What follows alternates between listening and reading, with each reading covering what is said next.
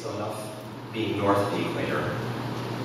Another long-term colleague, friend, is Wildsoet, who you've heard about before. Chris.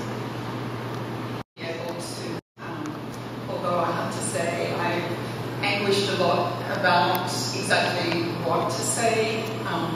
Josh and I are very long friends. However, interestingly, we had closer contact when I lived in Australia. I now live in Berkeley, and because we were on the same academic schedule. In fact, I saw less of Josh over recent years, much to my disappointment and his frequent complaints about when was I going to be coming to New York. But my teaching commitment really didn't allow it. In honour of Josh, this morning while I was sitting at JFK catching my breath after the red eye, I rearranged my talk, which is an Arvo event, or in memory of an Arvo event, which some of you will be aware of, where he got me to rearrange a talk that was given on our joint collaboration literally 15 minutes before the session was due to start. Most people were in horror that I actually agreed to do this, but in fact it made logical sense and I think it worked. So Josh, today I rearranged my talk and hopefully it will work. So Josh, as you've already heard, has many aspects to him. My introduction to Josh's work and subsequently my friendship and collaboration go way back. I have a clinical background first, and in fact I have been following Josh's work with chickens and also the emmetropization studies that he did, which is shown here. And you don't need to understand the science, but to know that as a clinician, if you change weeks to years, it looks like a human study of emmetropization. As a clinician, I also realized that it is extremely hard to do meaningful human studies to understand myopia. So my secret love, even though I was doing pharmacology research, was to actually do myopia research. But where I was in Australia, nobody was doing myopia research. Jack Pettigrew happened on the scene just at the stage where I was about to launch into a pharmacological PhD and said, I have a whole lab free. What are you doing next year? I have money, I have a lab, I know a bit about surgery. You want to come along? And I know somebody who does myopia research. If he could have picked any other topic, I would have stayed in my pharmacology area. But he picked the right topic, he knew somebody, and the person he knew was Josh. And you might find it surprising that my early PhD years, I actually never met Josh in person, but I talked to him many hours on the phone from Australia, where Jack basically said, well, why don't you ask Josh? Get the phone. And of course this was also Josh's favourite way of communication early. Our collaboration actually came after he made a very brief visit to Australia and alerted me to the SIVA Mission Symposium that was to be held in London and suggested that I apply for a fellowship to go along and to attend it.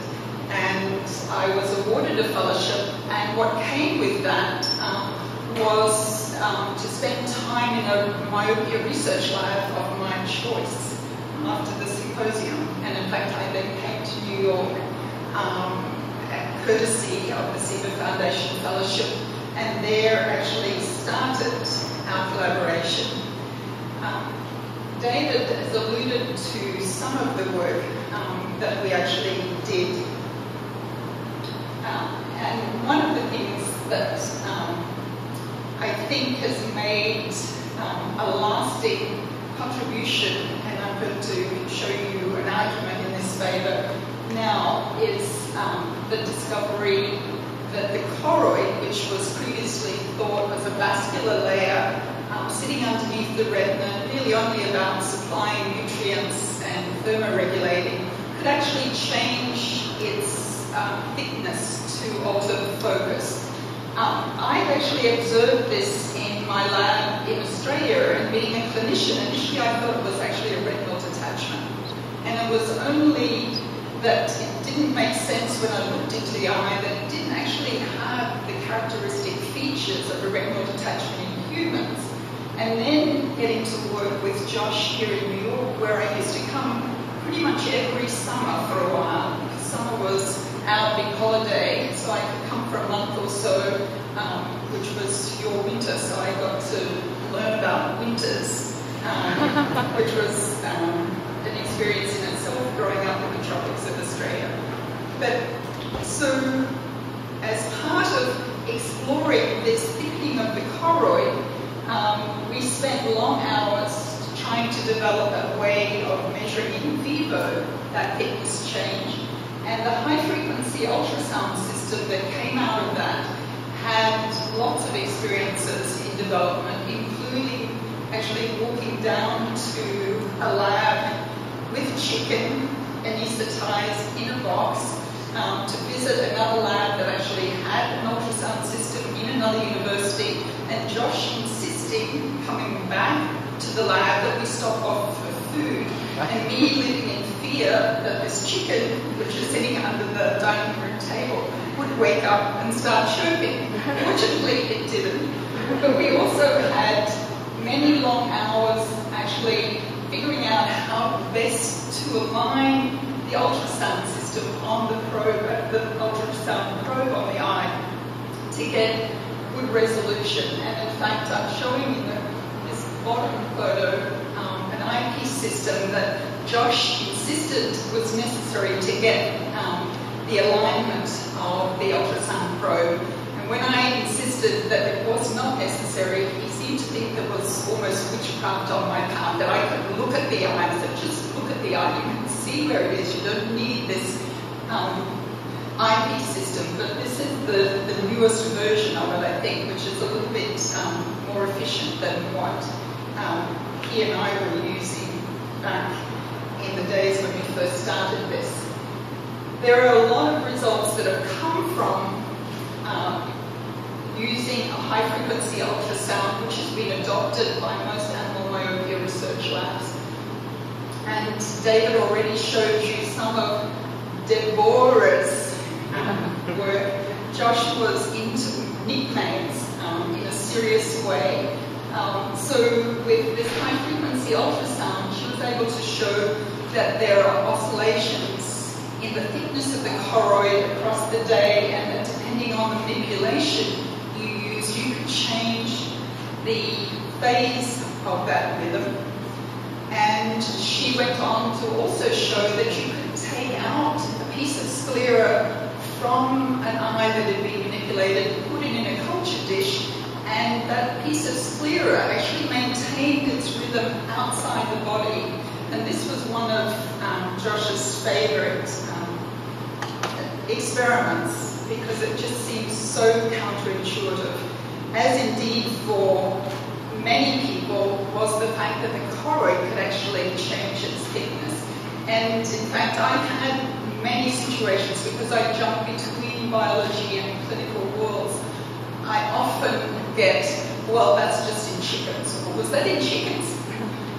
So it's with great pleasure that I can tell you that what was considered maybe only in chickens and then found to be also present in other animals, in fact, is also being shown to be present in humans using different techniques. And I'm just referencing here 2 slides from one of my ex-students from Australia who's developed a OCT technique, which is equivalent to our high-frequency ultrasound system, but has been able to show that there are choroidal rhythms in humans.